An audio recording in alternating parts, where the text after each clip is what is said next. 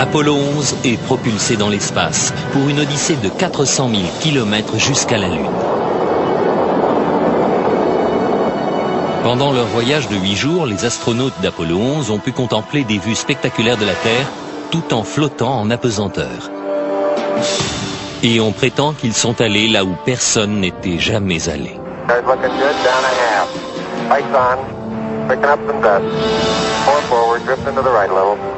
Contact light. Okay, engine stop.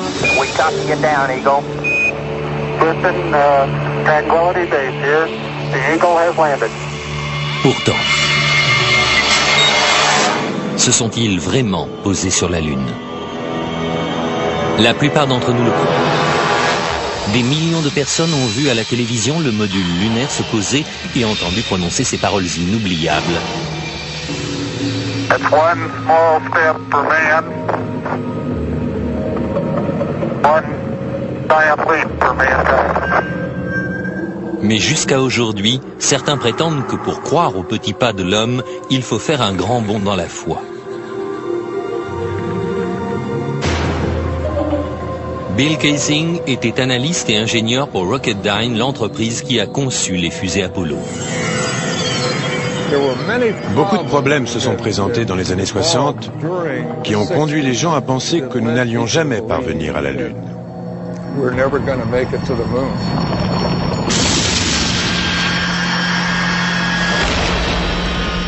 Il y a 30 ans, Bill Kaysing regardait avec le reste du monde Apollo se poser sur la Lune.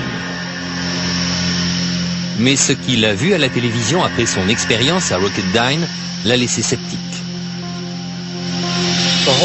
À l'époque, tout ça m'a paru bidon. Je pense qu'intuitivement, je savais que ce qu'on nous montrait n'était pas vrai. En étudiant les images de plus près, il fut choqué de trouver plusieurs invraisemblances. Kaysing remarqua que malgré la clarté de l'espace, les étoiles faisaient défaut dans le noir ciel lunaire. Il a vu le drapeau américain flotter, alors qu'il n'y a pas d'air sur la Lune.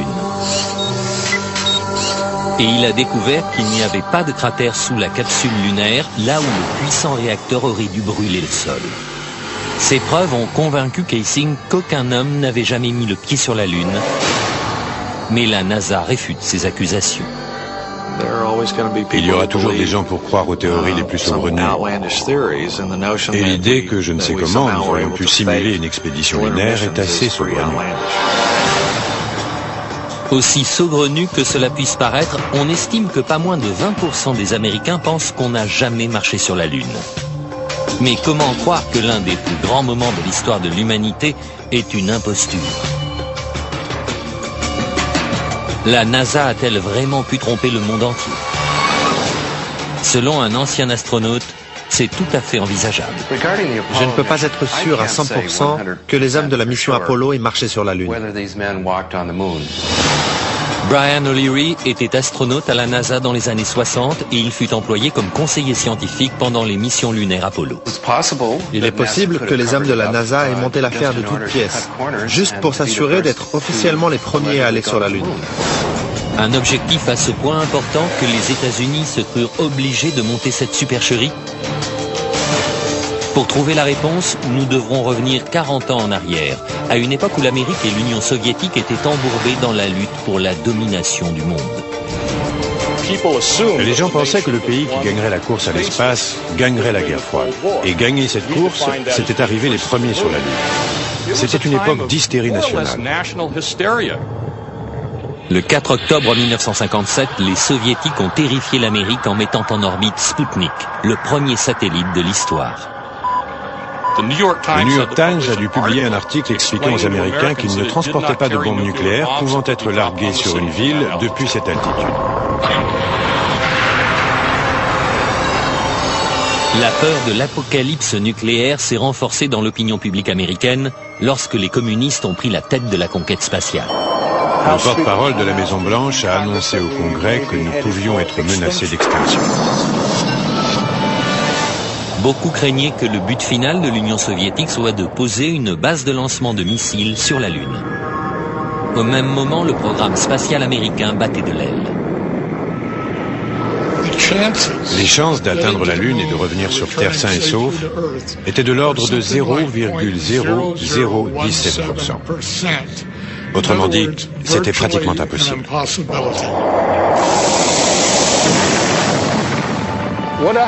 Ce qui s'est vraiment passé d'après moi, c'est que dans les années 60, on s'est dit, ce qu'on ne peut pas faire, on peut toujours le feindre. Mais si les missions Apollo étaient vraiment simulées, comment a-t-on pu mener à bien une pareille imposture? D'après Kaysing, le décollage de la fusée Saturne V a vraiment eu lieu, mais elle n'a jamais envoyé d'astronautes sur la Lune.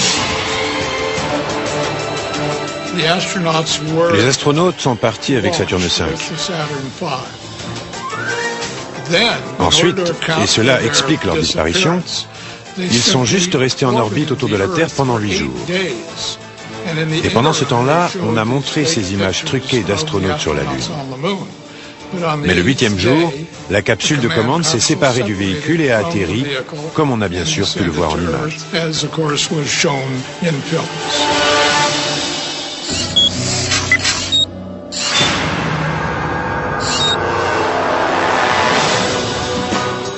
En 1968, cette théorie a inspiré le film Capricorn One, dans lequel le gouvernement tente de tromper le monde en simulant une mission sur Mars. We do not claim this planet in the name of America. We claim it in the name of all the people of the planet Earth. Les images d'Apollo sont d'ailleurs étrangement similaires à celles du film. Le producteur Paul Lazarus suggère que l'intrigue du film relève plus de la réalité que de la fiction. Je pense que la NASA avait les moyens de mener à bien la plus grande imposture de tous les temps. Elle pouvait recréer la scène dans un studio de télévision sans jamais envoyer personne sur la Lune. Je pense que c'était réalisable à l'époque. La technologie le permettait. The pudding is solid. Surface seems powdery. Surface is fine and powdery.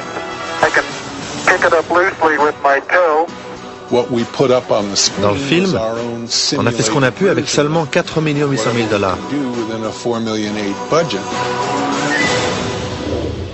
Mais selon Kaysing, avec ses 40 milliards de dollars de budget, la NASA avait les moyens de monter un canular. Je crois que l'État et la NASA ont simulé l'alunissage tout simplement parce qu'il était techniquement impossible d'y parvenir. Ils ont dû trouver une solution de rechange pour l'opinion publique.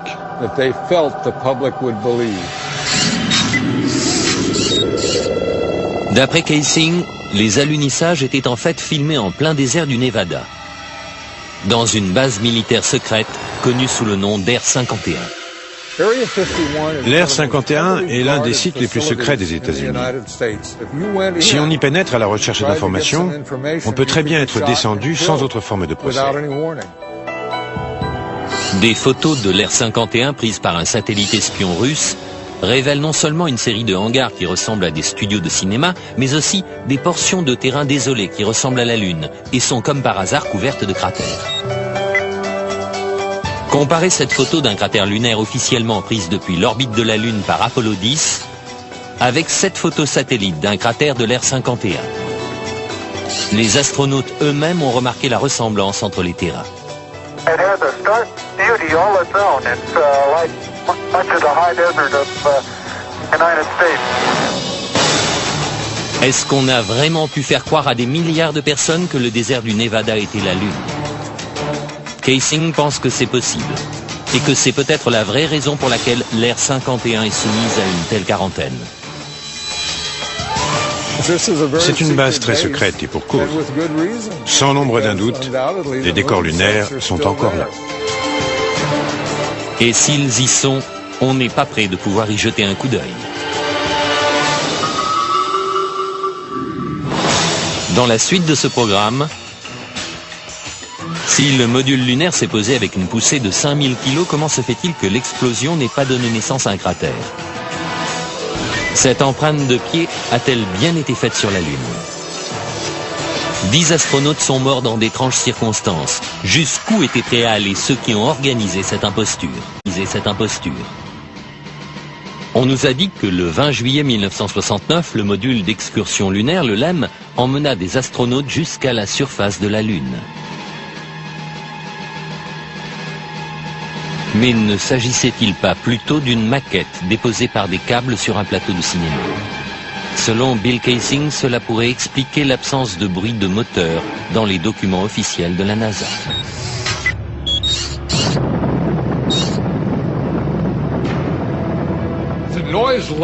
Le bruit d'un moteur de fusée atteint les 140 ou 150 décibels. Autrement dit, c'est un bruit énorme.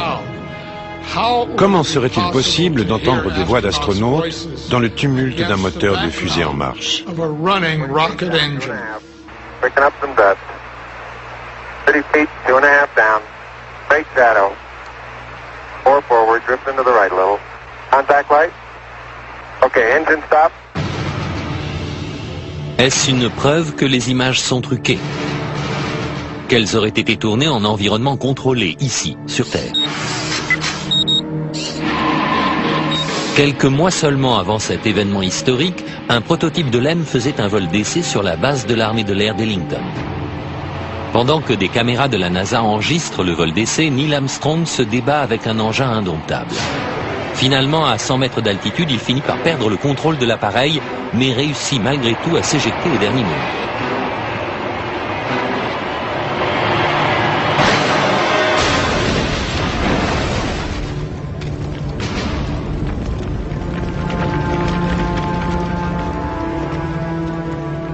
Le module était déjà instable et difficile à piloter dans un environnement terrestre familier.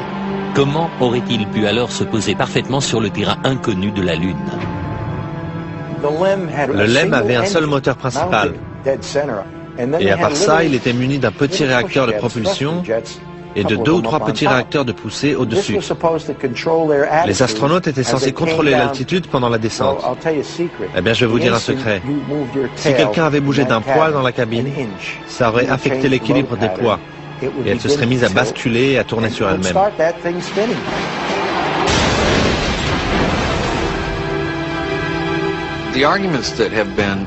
Les objections présentées par ceux qui pensent que l'alunissage était une imposture sont très élaborées. Et elles doivent l'être pour défendre une théorie pareille. Mais il y a une preuve qui reste irréfutable. Sur la surface de la Lune, il y a toujours des empreintes de pas, des empreintes de bottes. Mais les tenants de la théorie du complot affirment que même ces empreintes sont douteuses. The surface appears to be very fine-grained as you get close to it. It's almost like a powder. Avoir à la fois un moteur aussi puissant qui balaye toute la poussière à la surface de la Lune et des empreintes de pas autour du module lunaire, pour moi, c'est une impossibilité. L'une après l'autre, les photos révèlent que la surface lunaire autour du LEM est couverte de traces de pas. Mais Kaysing dit qu'il y a quelque chose d'encore plus difficile à expliquer. Le fait que l'alunissage n'ait pas créé de cratère est pour moi l'une des preuves les plus concluantes en faveur de l'imposture. En fait, aucun cratère n'est visible lors des 6 alunissages.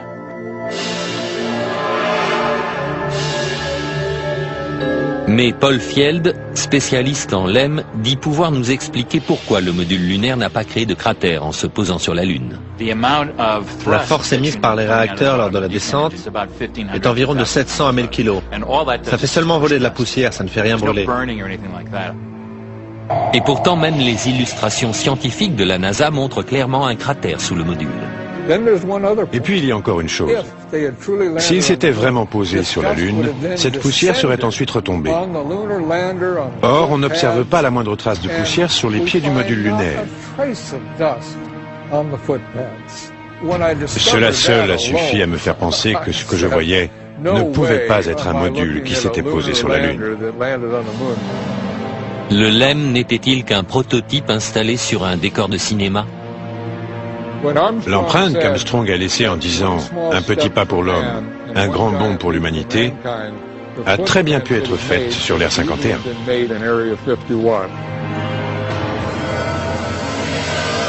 Kaysing remarque que le départ du LEM est encore plus suspect. Dans les images de la phase d'ascension, on ne voit pas la traînée de fumée qui devrait sortir du réacteur.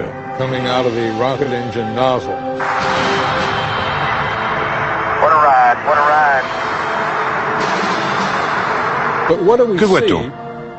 On voit le module décoller tout d'un coup, sans la moindre fumée, comme s'il était juste hissé à l'aide d'un câble. Est-ce la preuve qu'il s'agissait d'un complot? Le gouvernement était-il capable d'une mystification d'une telle envergure? Pour présenter tout cela comme une supercherie, ils doivent nier toutes les preuves et tous les tests scientifiques qui témoignent des alunisages. Offered to support the reality of the lunar landings, they have to say that all of those are fake. Ma conviction qu'Apollo était une imposture ne se basait pas sur une preuve en particulier, c'était tout un ensemble. Tout ça était bidon. Et maintenant, s'il n'y a pas d'air sur la Lune, alors pourquoi le drapeau américain flotte-t-il? Les photos officielles de la NASA ont-elles été truquées? Aucune des photos n'est authentique. Des hommes ont-ils pu survivre aux radiations mortelles de l'espace interplanétaire?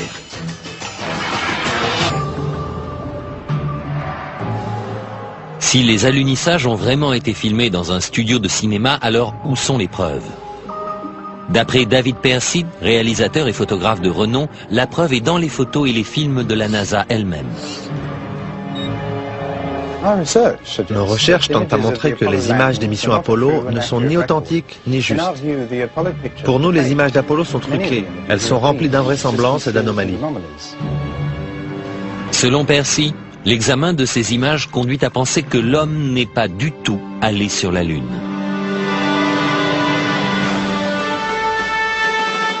La célèbre image d'un homme faisant ses premiers pas sur la Lune.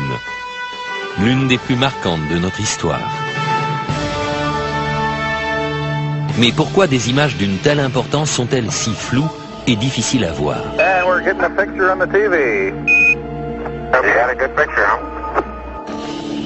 La NASA impute ses résultats à la technologie des années 60. Si l'on revient en arrière, la vidéo de la mission Apollo 11 est de bien mauvaise qualité selon nos standards actuels. Ce sont des images spectrales qui n'ont pas l'air très réelles. Cela est dû au transmetteur et à la caméra dont on disposait à l'époque pour la mission Apollo 11. Mais Bart Sibrel, journaliste d'investigation, pense que la NASA a volontairement brouillé les images. La NASA a orchestré l'imposture de façon tout à fait unique. Grâce à la télévision, ils étaient en mesure d'obtenir une image qu'ils contrôlaient complètement, en noir et blanc, avec du grain. Et cette image a persuadé tout le monde que l'homme avait marché sur la Lune. Nous n'avions aucune raison d'en douter. C'est triste à dire, mais c'est quelque chose de très facile à faire. Pour les tenants de la théorie du complot, ces images floues constituent une preuve supplémentaire.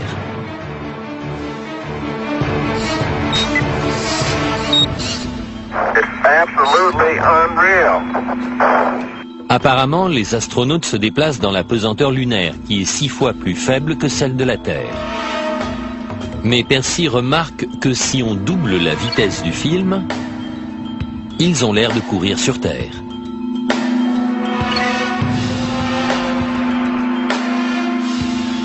Même chose avec le patrouilleur lunaire. En accéléré, on dirait qu'il se déplace sur Terre. Mais une autre question est particulièrement troublante.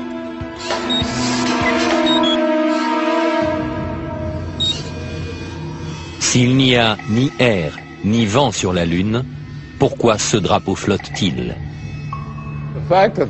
Si le drapeau flotte sur la Lune où il n'y a pas d'atmosphère, c'est qu'il y a eu un petit coup de vent sur l'Air 51 pendant le tournage.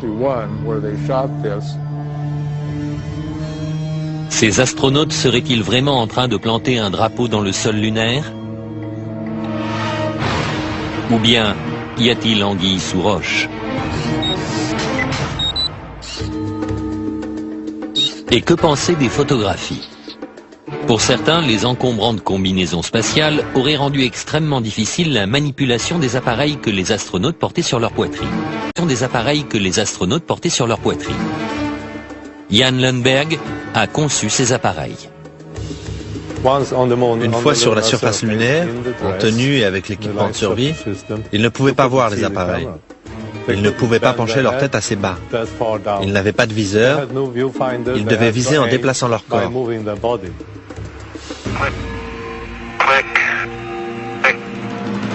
Si les appareils étaient si difficiles à manipuler, comment des milliers de photos ont-elles pu être prises avec une clarté cristalline et un cadrage précis?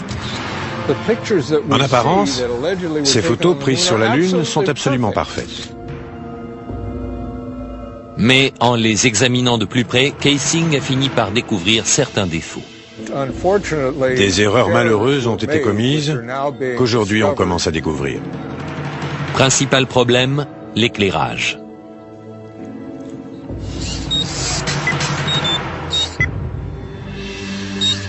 Sur la Lune, la seule source de lumière pour les astronautes était le Soleil.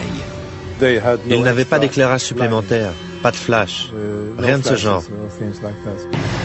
Et pourtant, dans cette photo prise par Apollo 14, les ombres sont projetées dans des directions différentes, suggérant plusieurs sources de lumière.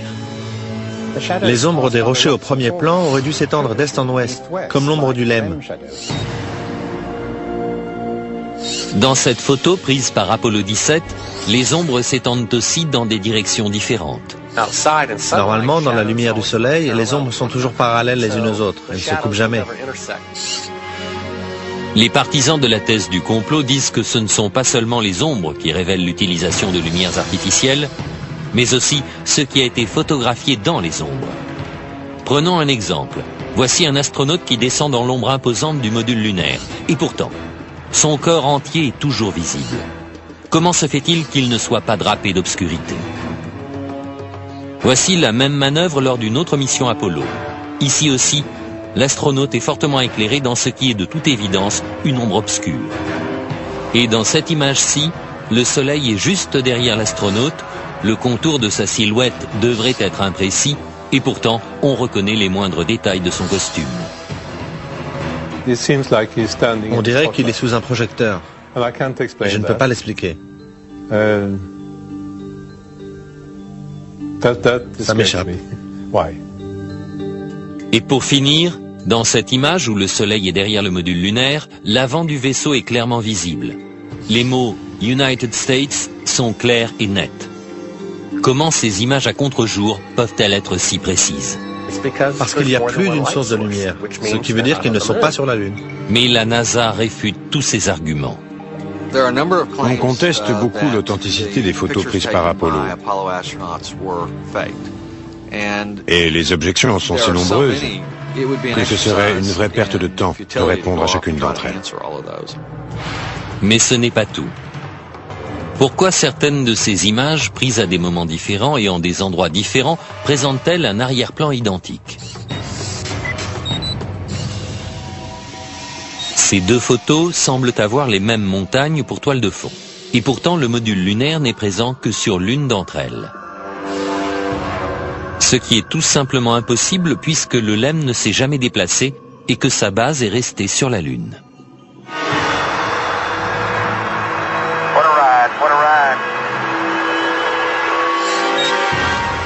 Certains pensent que la même toile de fond a été utilisée pour prendre deux photos tout à fait indépendantes. Les mêmes incohérences apparaissent dans la vidéo. La meilleure preuve, ce sont les anomalies picturales dans les photographies du voyage sur la Lune.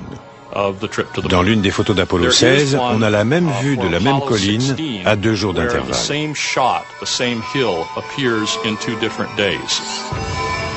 Cette vidéo a été prise lors de la première des excursions lunaires d'Apollo 16. Et celle-ci, le jour suivant, à un autre endroit. La NASA prétend que le deuxième site était à 4 km, mais si l'on superpose les deux vidéos, les sites se révèlent identiques. Les partisans de la théorie du complot voient là une preuve que nous ne sommes pas allés sur la Lune. Pour leurs adversaires, c'est juste une erreur de montage. Les partisans de la thèse du complot soutiennent qu'un examen plus détaillé des photographies révèle des preuves de trucage.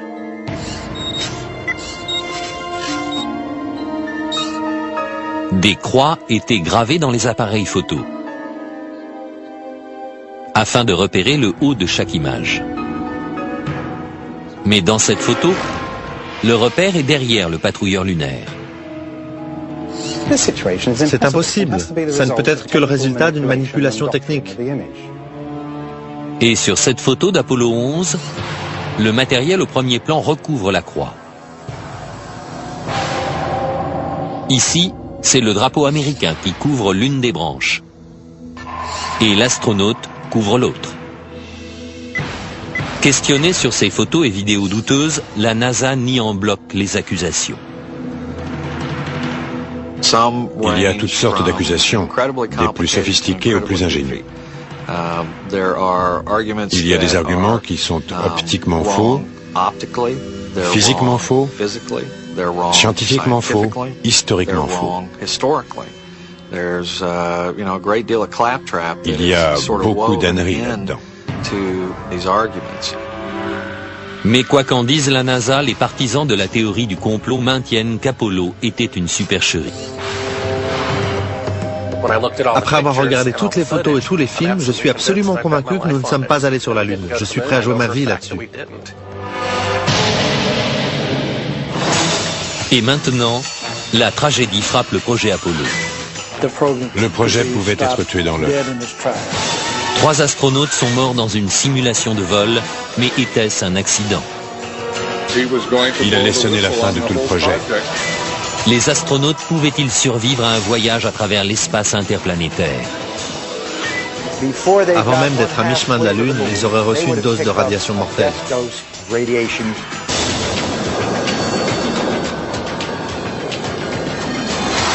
S'il y a vraiment eu complot, comment la NASA a-t-elle pu organiser une aussi vaste supercherie sans que quelqu'un ne tire la sonnette d'alarme de l'intérieur? Virgil Grissom, dit Gus, fut sélectionné pour faire partie des 7 premiers astronautes.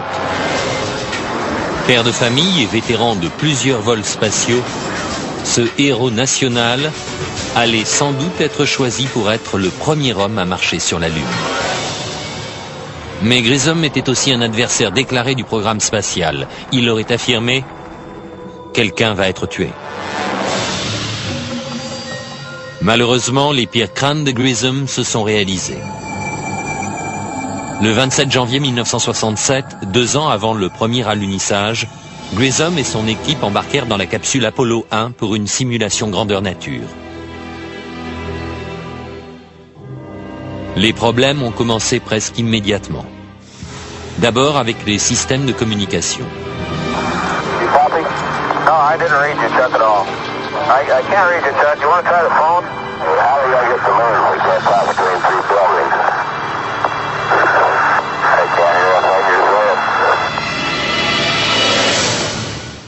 Tout d'un coup, la capsule s'enflamme avec les astronautes enfermés à l'intérieur.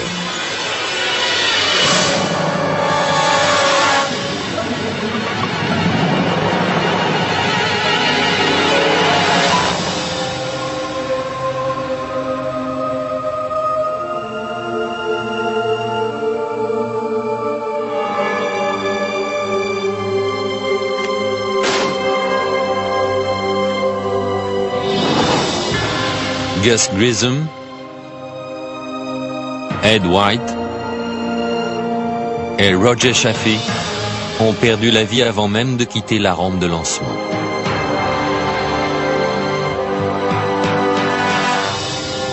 La famille de Gus Grissom pense que l'incendie d'Apollo 1 n'était pas un accident.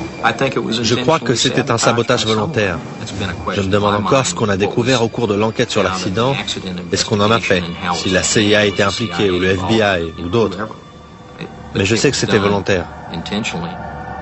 La famille de Grissom ne sait pas qui est responsable de sa mort ni pourquoi ça s'est passé. Mais ils disent que la NASA est au courant. Vous savez, Gus a donné sa vie pour ce programme et je pense que c'est à la NASA de nous donner une réponse directe sur ce qui s'est vraiment passé. Gus Grissom et les astronautes d'Apollo 1 furent-ils les victimes d'un accident tragique ou les a-t-on volontairement réduits au silence parce qu'ils en savaient trop? On ne le saura peut-être jamais. La cause de l'incendie reste mystérieuse et la capsule est toujours sous-scellée dans une base militaire. Mais Grissom ne fut pas le seul adversaire du projet Apollo à rencontrer une mort aussi suspecte que prématurée. Thomas Ronald Barron était inspecteur de la sécurité pendant la construction d'Apollo 1. Après l'incendie, Barron a affirmé devant le Congrès que le projet Apollo était tellement mal en point que les États-Unis n'arriveraient jamais sur la Lune. Il soutenait que ses opinions faisaient de lui une cible. Has there been any pressure on you by NASA? Nothing. We were, my wife and I were somewhat harassed at home when this first thing broke some time back, but it's going away now. Lors de son témoignage, Barron présenta un rapport de 500 pages donnant le détail de ses découvertes. On craignait vraiment que le programme soit étouffé dans l'œuf. Exactement une semaine après avoir témoigné, la voiture de Barron fut écrasée par un train. Barron, sa femme et sa belle-fille furent tués sur le coup. Je crois que Thomas Ronald Barron a été tué parce qu'il savait la vérité sur le projet Apollo. Le rapport Barron a disparu mystérieusement et jusqu'à ce jour on ne l'a pas retrouvé. Mais le projet Apollo n'a pas cessé, ni les morts prématurées. Entre 1964 et 1967, pas moins de 10 astronautes ont perdu la vie dans des accidents étranges, ce qui représente 15% des astronautes de la NASA.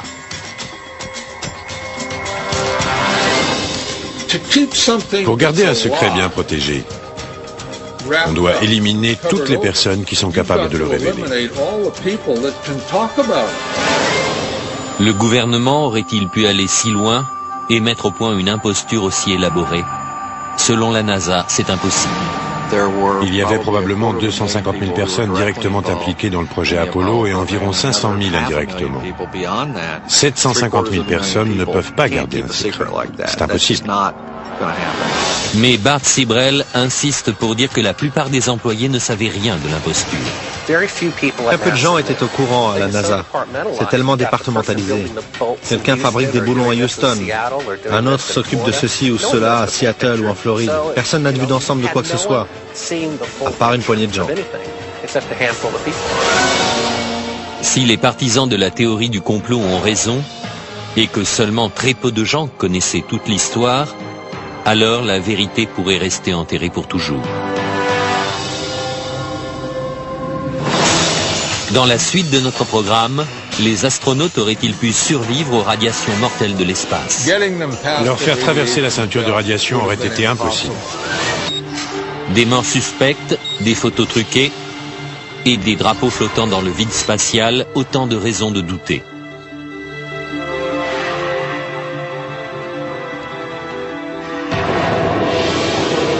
Mais certains pensent aussi que les astronautes n'auraient jamais survécu au voyage. Ils ne pouvaient pas aller sur la Lune à cause d'un phénomène que peu de gens connaissent, appelé ceinture de radiation de Van Allen. À 800 km de la surface terrestre, ces ceintures de radiation épaisses de plusieurs milliers de kilomètres entourent notre planète. Tout être humain traversant la ceinture de Van Allen serait tombé extrêmement malade ou aurait été tué par les radiations très peu de temps après. À part les missions Apollo, aucun vol habité n'a jamais tenté de traverser ces radiations mortelles. Toutes les missions habitées de l'histoire, Gemini, Mercury, Skylab, sont restées en dessous de la ceinture de radiation, à part celles qui sont allées sur la Lune.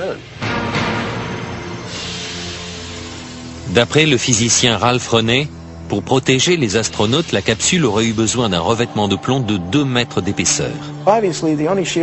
Leur seule protection était une coque externe en aluminium, fine comme du papier, et leur combinaison faite en fibres de verre, d'aluminium et de silicone. En ce qui concerne les radiations, il est très intéressant de noter que les astronautes n'étaient protégés que d'un film d'aluminium très fin, alors que sur Terre, on nous recouvre d'un bouclier de plomb pour une radio des dents. Mais pour certains, même en ayant échappé à la ceinture de Van Allen, les astronautes auraient fini par être tués par des doses plus fortes encore rencontrées plus loin dans l'espace. En effet, des explosions violentes à la surface du Soleil, les orages magnétiques, remplissent l'espace d'une radioactivité intense. Un orage magnétique peut multiplier l'intensité des ceintures de radiation par 1000. D'après René, la mission Apollo 16 coïncide avec l'un des plus intenses orages jamais observés sur le Soleil. Une immense éruption a fait le tour du Soleil, la plus grande éruption du XXe siècle. Elle ne s'est pas arrêtée pendant 3 ou 4 jours, parcourant lentement toute sa surface. Bien que les effets des radiations soient terrifiants, la perte de cheveux, le cancer, les éruptions solaires n'ont fait aucun mal à l'équipage d'Apollo 16.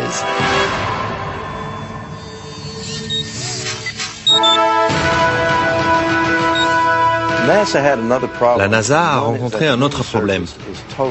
La surface de la Lune est tout à fait hostile à l'homme dans l'obscurité, y compris dans n'importe quelle zone d'ombre créée par un vaisseau.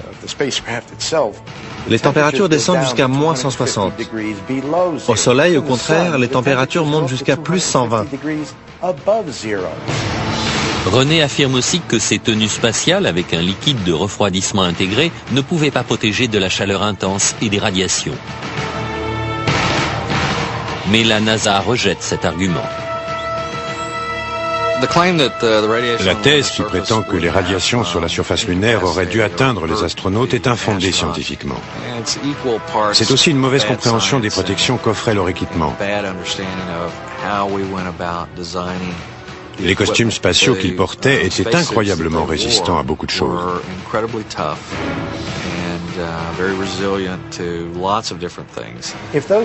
Si ces costumes sont aussi efficaces que ce que dit la NASA, alors qu'ils prennent un ou deux types, qu'ils les mettent sur le site radioactif de 3 Miles Island en leur demandant de nettoyer tout ça. Mais ils ne peuvent pas le faire et ils ne le feront pas. Aucun des astronautes d'Apollo n'a jamais été atteint d'une maladie grave à la suite d'un voyage sur la Lune. Parce qu'ils n'ont jamais quitté l'atmosphère terrestre ? C'est la principale raison pour laquelle les Russes n'ont jamais vraiment voulu envoyer des hommes sur la Lune. Était-ce la peur des radiations mortelles qui poussa les Russes à abandonner leur projet de voyage sur la Lune ? D'après l'un de leurs principaux cosmonautes, ce facteur fut déterminant. Bien sûr, nous étions inquiets à l'idée de nous jeter dans l'inconnu de l'espace. Bien sûr, nous avions peur. Nous n'avions aucune idée des effets possibles de ces radiations sur l'être humain. Nous imaginions même qu'elles pouvaient pénétrer le vaisseau spatial lui-même.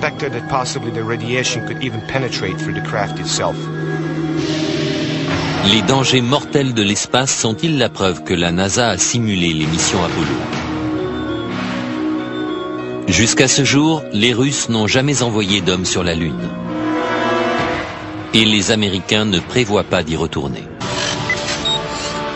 Maintenant que vous avez entendu les diverses théories et explications, croyez-vous que les États-Unis aient pu monter une telle imposture ? Avec son budget de 40 milliards de dollars, le projet Apollo n'était-il rien de plus que le film le plus cher jamais réalisé ? C'est ma conviction personnelle et j'y crois complètement après les années de recherche que j'ai accomplies là-dessus. La NASA n'a jamais envoyé aucun homme sur la Lune. Pour moi, une personne qui croirait que nous ne sommes pas allés sur la Lune est complètement toquée. Je veux bien qu'on me traite de toqué, de cinglé ou de fêlé. D'accord, mais pas sans avoir regardé les preuves, car les preuves abondent. C'est mon dernier mot. Les États-Unis sont allés sur la Lune dans les années 60 et 70. Fin de l'histoire. Y a-t-il un moyen de mettre fin à cette controverse une fois pour toutes ? La seule chose sur laquelle les experts sont d'accord, c'est que la réponse se trouve à 400 000 kilomètres. Si la NASA s'est vraiment posée sur la Lune, alors des vestiges des 6 missions Apollo réussies sont restés sur place. Les structures porteuses d'LM, les patrouilleurs lunaires abandonnés, même les drapeaux américains doivent reposer sur chaque site d'alunissage. J'aimerais simplement inviter la NASA ainsi que tous ceux qui la soutiennent à se munir du plus puissant des télescopes pour essayer de repérer un module lunaire. Si c'est le cas, je ne dirai plus un mot de tout ça. Mais s'il n'y a pas de module lunaire, je n'aurai plus rien à prouver. Mais il n'existe pas de télescope capable d'examiner la Lune avec une telle précision. Des témoins silencieux provenant des missions Apollo sont-ils toujours sur la Lune? À moins que la théorie du complot ne soit vraie. Dans 2 ans, le Japon enverra une sonde pour prendre des photos rapprochées de la surface de la Lune. Que trouveront-ils? En attendant, la question se pose toujours. A-t-on marché sur la Lune?